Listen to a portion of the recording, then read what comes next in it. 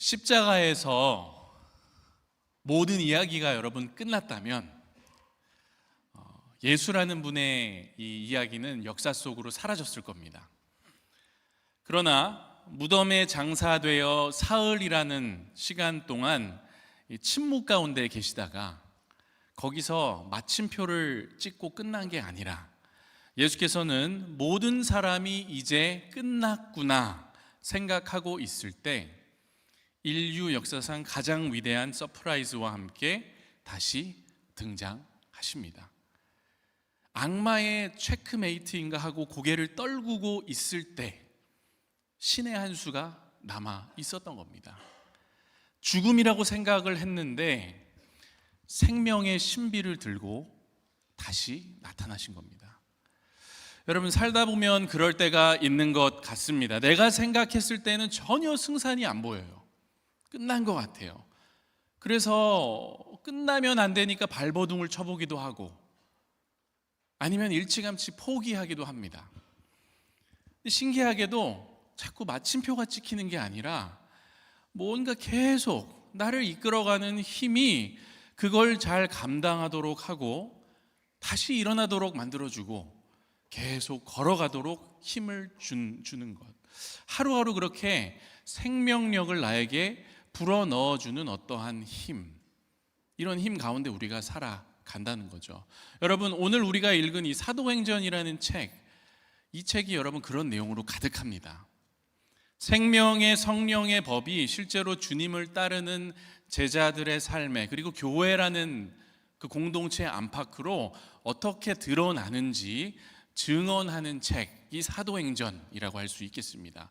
그리고 이 책의 서두를 우리가 오늘 읽은 거예요. 1장의 일부를 읽었는데 이 1장을 보면은 생명의 성령의 역사가 죄와 사망의 역사 위에 있다는 그것을 보여주는 게 뭡니까 여러분? 결정적으로 부활이 있죠. 부활. 그리고 그 이후 부활하신 주님이 40일 동안 이 땅에 계시다가 오늘 본문 보시니까 하늘로 올려지는 장면이 나오죠. 근데 그 40일 동안 계시면서 어떠한 것을 강조하셨는지, 어떻게 보면은 여러분 저자직강으로 마지막 강의를 우리가 듣는다면 무슨 말씀을 하실까? 그 40일 동안 여러분 말씀하신 게 정말 중요하다는 겁니다. 오늘 그거를 한번 보려고 하는데요. 먼저 눈에 띄는 주제가 사도행전 1장 전반부에 나오는데 우리가 오늘 읽지는 않았습니다. 근데 한 2절 정도 보면 여러분 뭐라고 나오냐 하면 하나님 나라의 일이라는 말이 나옵니다. 이게 너무나도 중요한 주제입니다. 하나님 나라의 일. 40일 동안 그들에게 보이시며 하나님 나라의 일에 대해서 말씀하셨대요. 그리고 이 주제는 사도행전에만 여러분 나오는 게 아니라 사복음서, 그 앞에 있는 책들이죠. 사복음서, 곧 예수께서 공생의 기간 동안 주신 가르침들 중 가장 핵심된 주제라고 볼 수 있습니다. 근데 여러분, 그러면 하나님 나라라는 게 도대체 뭘까? 하나님 나라, 교회에서 정말 많이 들어본 개념입니다. 하나님 나라, 무슨 뜻일까? 제가 예전에 섬겼던 교회가 이렇게 여러 개 있을 거 아닙니까? 근데 그 중에 한 교회에서 청년들을 같이 데리고 단기 선교를 다녀왔습니다. 근데 그때 함께 다녀왔던 한 청년이 다녀와서 그런 고백을 하더라고요. 저희가 마을 사역을 했는데 깊은 산골에 들어가서 이 마을 사역을 하면서 복음을 전해 보니까 그 친구의 말입니다. 하나님 나라가 뭔지 직접 보고 경험하는 것 같았다. 이런 고백을 하더랍니다. 그 청년에게 남겨진 과제는 이제 일상에서 하나님 나라가 뭔지 체험하는 거라고 제가 조언을 해주면서 그런 생각을 했습니다. 하나님 나라라는 이 개념은 결국 하나님의 그 능력이 드러나는 현장, 하나님께서 지금 여기에서 뭔가 하고 계시는구나, 이게 느껴지는 여러분 삶의 현장, 체험되어지는 그 현장이라고 할 수 있겠습니다. 그게 하나님 나라다. 그리고 그것이 이루어지는 것이 어떻게 보면 하나님 나라의 일이 이루어지는 것이다. 다음으로 여러분, 하나님 나라의 일이라는 주제와 함께 이렇게 수면 위로 이렇게 이제 사도행전을 보시면 떠오르는 주제가 하나 있습니다. 사복음서에서는 살짝 감춰져 있어요. 근데 사도행전 딱 시작하면은 이렇게 훅 하고 이제 올라오는 주제가 있습니다. 너무나도 중요한 주제라고 할 수 있습니다. 바로 여러분 오늘 우리가 읽은 성령이라는 주제입니다. 6절부터 읽었는데 한 절만 앞으로 가서 제가 5절을 읽어볼게요. 이런 말씀이에요. 요한은 물로 세례를 베풀었으나 너희는 몇 날이 못 되어 성령으로 세례를 받으리라. 무슨 뜻일까? 여러분, 성령으로 잉태되어 나신 예수님이시죠. 태어나시고 공생애를 시작하시기 직전에 어떤 사건이 있었습니까? 성령으로 세례를 받으셨죠. 성령으로 모든 사역을 감당하셨습니다. 그리고 이제 몇 날이 못 되어서 제자들도 성령으로 세례를 받을 거라고 지금 약속을 하고 계신 거예요. 주님께서 하신 사역을 제자들이 해야 되기 때문에 동일한 성령을 주신다는 얘기입니다. 두 가지를 얘기했습니다. 여러분 좀 정리를 해보면요, 예수께서 부활하신 후에 40일 동안 제자들에게 확실한 증거로, 많은 증거로 친히 살아계심을 나타내시고 가짜가 아니라는 걸 보여주시고 그들에게 강조해서 두 가지를 얘기하셨는데, 첫째는 하나님 나라의 일이다, 그리고 둘째는 성령 세례다. 성령에 대해서 말씀하셨다. 그리고 여러분 이 두 가지는요 늘 연결이 되어 있습니다. 이거를 우리가 잊으면 안 돼요. 이 두 가지를 분리해서 생각하면 안 됩니다. 구약을 여러분 한번 보십시오. 구약에도 이 개념이 나온다고 볼 수 있어요. 선지자들이 하나님께서 일하시는 것과 하나님의 영을 늘 연결시켜서 얘기합니다. 하나님께서 메시아를 보내서 하나님 나라를 세우실 때 뭐라고 예언합니까? 그분의 영을 부어주실 거라고 예언합니다. 다른 말로 하면 하나님이 통치하시고 일하시는 그 현장은 하나님의 영이 충만하게 임하는 곳이라는 사실. 하나님의 영이 임하시면 하나님의 백성들이 하나님의 일을 하면서 살아갈 힘과 능력을 얻는다는 내용입니다. 근데 여러분 문제가 있죠. 제자들이 지금 이 개념을 전혀 이해하지 못하고 있다는 사실입니다. 아직 직접적으로 성령 체험을 해보지 못했기 때문에 6절에 들어오면서 질문을 하잖아요. 근데 이렇게 질문을 합니다. 잘 한번 들어보세요. 주께서 이스라엘 나라를 회복하심이 이때이니까? 이 질문을 해요. 상당히 큰 문제입니다, 여러분. 보세요. 예수님은 하나님 나라에 대해서 지금 말씀을 하고 계신데 제자들은 이스라엘 나라에 대해서 질문하고 있는 겁니다. 그러니까 제자들이 지금 하나님 나라와 성령에 대해 오해를 하고 있는 거예요. 모르는 겁니다. 하나님 나라가 아닌 이스라엘 나라의 회복을 바라고 있습니다. 이게 뭘 의미합니까? 이 제자들은요 지금 자신들이 살아가고 있는 현장에서 정치적으로, 지역적으로, 국가적으로, 민족적으로 뭔가 판세가 뒤집히기를 바라고 있습니다. 이때이니까 이러잖아요, 여러분. 이때이니까 이게 무슨 질문입니까?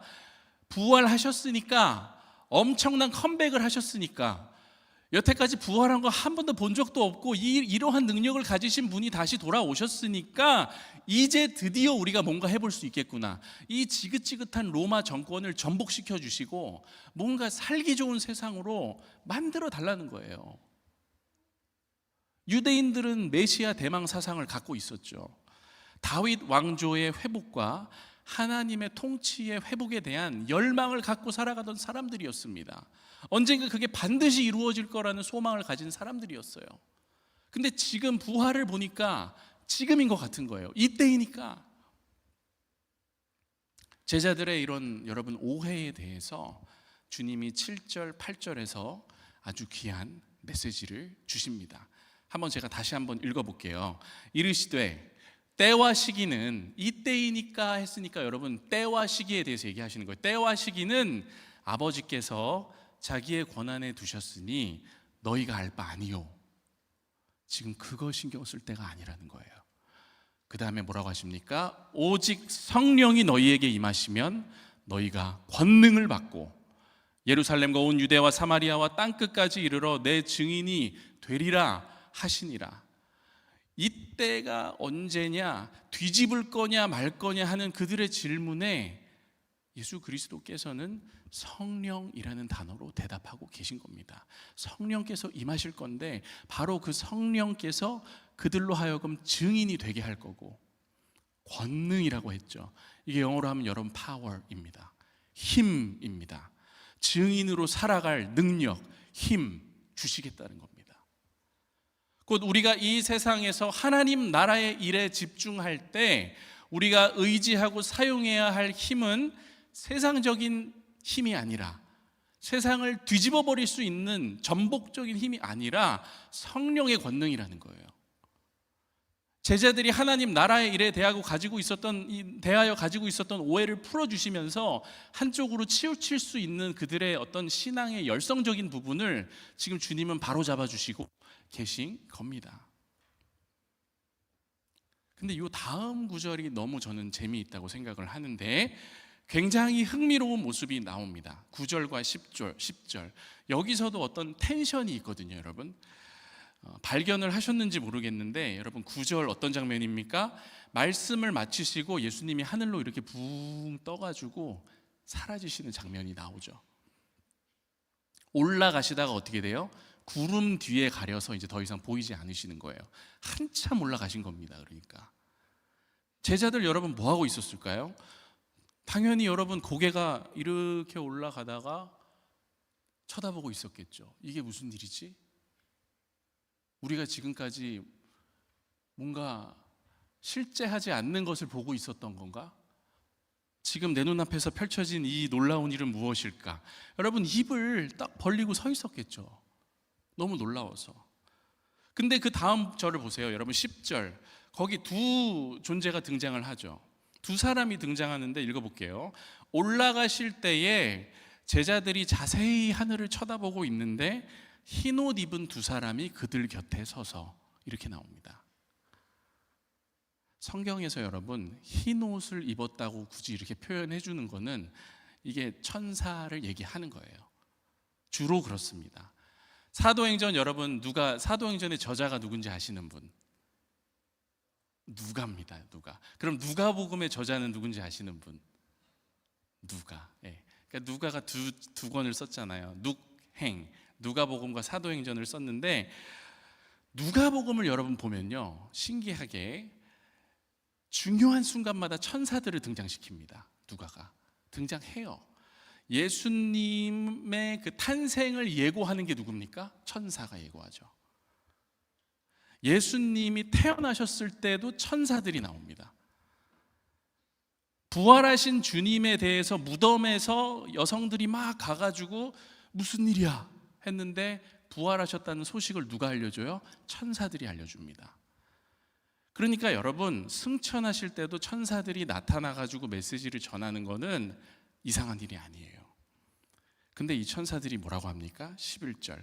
갈릴리 사람들아, 어찌하여 서서 하늘을 쳐다보느냐? 너희 가운데서 하늘로 올려지신 이 예수는 하늘로 가심을 본 그대로 오시리라. 이렇게 얘기합니다.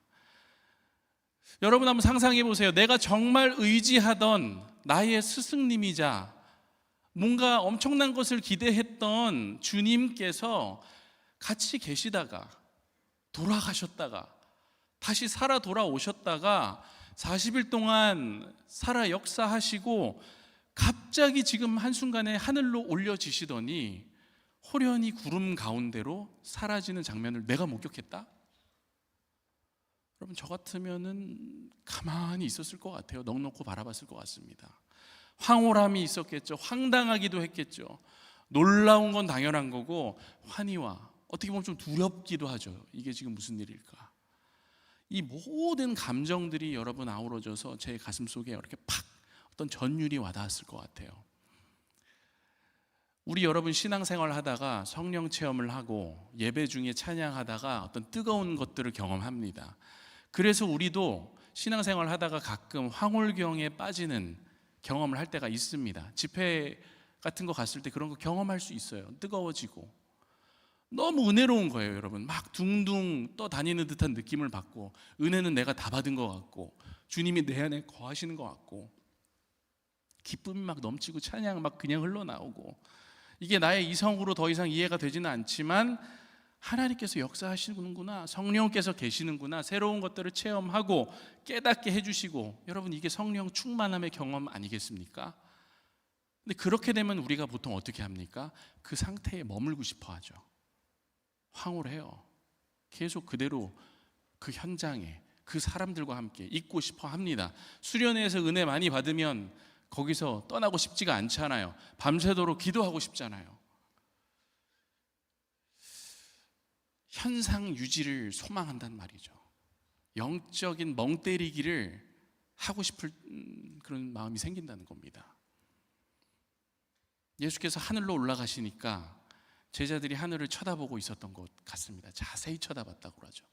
근데 그때 천사들이 나타나서 뭐라고 합니까? 여러분 정신 차리세요, 이렇게 얘기하는 거예요. 왜요? 이제 갈 때가 됐기 때문에.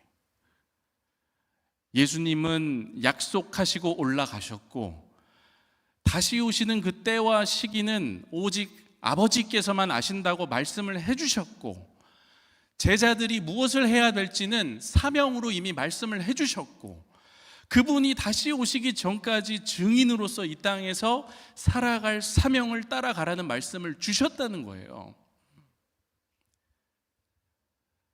예루살렘과 온 유대와 사마리아와 땅 끝까지 이르러 내 증인이 되라 하신 이 주님의 말씀과 하늘을 쳐다보고 가만히 응시하고 있는 제자들의 지금 이 모습은 뭔가 안 맞는 겁니다, 여러분. 하늘을 쳐다보고 멍 때리는 게 우리의 사명이 아니라 그 약속을 마음에 품고 증인으로 한 걸음 한 걸음 살아나가는 것, 이것이 주님께서 우리에게 바라시는 것이라고 천사들은 재촉하고 있는 겁니다. 여러분, 오늘 우리가 이 상반된 두 가지 모습을 본문에서 봤잖아요. 이것을 관찰할 수 있는 눈이 여러분에게 있기를 바랍니다. 이스라엘 나라를 소망하면서 정치적 메시아를 꿈꾼 사람들이 있었죠. 또 한편으로는 여러분 어떤 모습이 나왔습니까? 하늘을 바라보면서 예수님이 떠나신 거기 그냥 머물렀던 사람들이, 그 모습이 나오잖아요.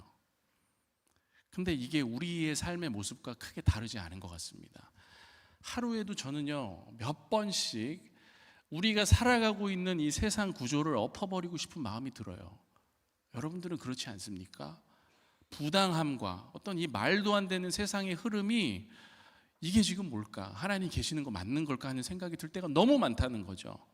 지금 당장 이것 좀 바꿔주세요 하는 마음, 이 기도가 막 속에서부터 터져 나올 때가 많습니다. 근데 동시에 여러분 또 어떤 마음도 있냐 하면은 다 그냥 무시하고 혼자 어디 저 기도원 같은 데 가가지고 아무런 일도 하지 않는 상황에서 세상 일에 귀 기울이지 않고 휴대폰도 끄고 다 차단한 다음에 조용히 그냥 주님 얼굴만 보고 살고 싶다라는 마음도 들 때가 있다는 거죠. 그런 순간 여러분 느끼지 않으십니까? 이 여러분 두 가지 모습 사이에서 늘 왔다 갔다 하면서 긴장 가운데, 텐션 가운데 살아가는 모습을 향해서 주님이 오늘 메시지를 주시는 겁니다. 너 그 텐션을 살아내려면 성령의 능력 아니고서는 안 되는 거다. 그게 오직 성령이 임해야 그 텐션 안에서 네가 살아갈 수 있는 거다. 여러분, 시간이 이제 흐릅니다. 제자들이 천사들의 이렇게 어떻게 보면은 재촉을 받고 길을 떠나요. 그래서 성령 체험을 하고 성령이 무엇인지 이 사람들이 알게 됩니다. 그리고 어떻게 합니까? 맡겨진 사명을 자기의 길을 가기 시작해요. 제자들이. 이 12명으로부터 시작된 하나님 나라의 일이요, 성령께서 도와주시니까 수백 명, 수천 명 단위로 번져나가기 시작합니다. 불가능해 보이는 사명을 성령의 능력으로 감당한 이들이 여러분 있었기 때문에 우리가 오늘 살고 있는 지금 이 땅에도 복음이 임한 것이고요, 그 복음을 들고 우리는 우리에게 주어진 하나님 나라의 일을 감당하고 경험하고자 돌아오는 주에 두 팀이 가잖아요. 지금 우리가 파송하지 하잖아요. 목요일과 금요일에 이제 떠나는데, 여러분, 이 두 팀이 준비한 것이 어떤 것일지라도 성령께서 거기서 역사하시면 그것은 복음의 통로가 되는 것이고, 한 영혼이 거듭나고 구원을 경험하는 놀라운 발판이 될 줄 믿습니다. 근데 여러분, 이런 질문도 여러분들께 드리면서 파송을 하고 싶어요. 약 2000년 전에 초대교회의 선교 방식과 오늘날 소망교회의 선교가 좀 다른 점이 있다. 그때의 선교는 여러분 어떤 선교입니까? 좀 러프해요. 거칩니다. 해보지 않은 겁니다. 그래서 투박하고 맨 땅에 헤딩하는 느낌의 어떤 그런 선교였습니다. 어려워요. 힘들어요. 고난을 당합니다. 피부로 와닿는 핍박을 받습니다. 물론 그런 현장이 오늘도 있지만, 제가 생각했을 때 오늘의 선교는 조금 더 정교해야 됩니다. 섬세하고 친절해야 됩니다. 그리고 디테일한 부분까지 우리가 신경을 써야 됩니다. 여러분, 왜 그럴까요? 예수라는 이름을 단 한 번도 들어본 적이 없는 사람들에게는 복음을 그냥 들고 가져가서 그 하드코어하게 그냥 그거 전해야 되는 거예요. 이게 예수고 이게 복음입니다. 근데 여러분, 예수님 이미 누군지도 알고, 인스타 보면은 교회들 뭐 이것저것 하는 거 다 항상 맨날 뜨는 게 그거고, 선교지에 있는 사람들도 예수가 누군지 너무나 많이 봐가지고 잘 알고 있고, 복음에 대해서도 한두 번 들어본 게 아닌 그런 사람들에게 우리가 나아가는 것이라면 정말 중요한 건 뭘까요? 그들의 마음이 열리도록 하고, 우리가 가지고 가는 이 주님의 마음과 그들의 마음이 만나도록 하는 디테일의 힘이 중요하다는 거죠. 이런 생각으로 마무리를 해보고 싶습니다. 어쩌면 우리는 불같은 성령의 그 권능이 드러나는 것에서 시작했던 그 복음, 근데 시작을 그렇게 했지만 정교하시고 온유하시고 성령의 그 세심한 역사를 필요로 하는 시대에 우리가 오늘은 도달한 것이 아닌가, 이것에 맞추어 우리의 선교 전략도 수정해 나가야 되는 것 아닌가 하는 도전을 여러분들께 드리고 싶습니다. 저는 이렇게 요약하고 싶습니다. 오늘의 선교는 텐션 속 디테일에 그 답이 있다. 그리고 성령께서 그 부분까지도 우리에게 알려주실 것이다. 이번에 선교를 떠나는 두 팀의 모든 사역 가운데, 그리고 여러분 한 분 한 분의 일상 가운데 이러한 성령의 역사가 깃들기를 간절히 원합니다.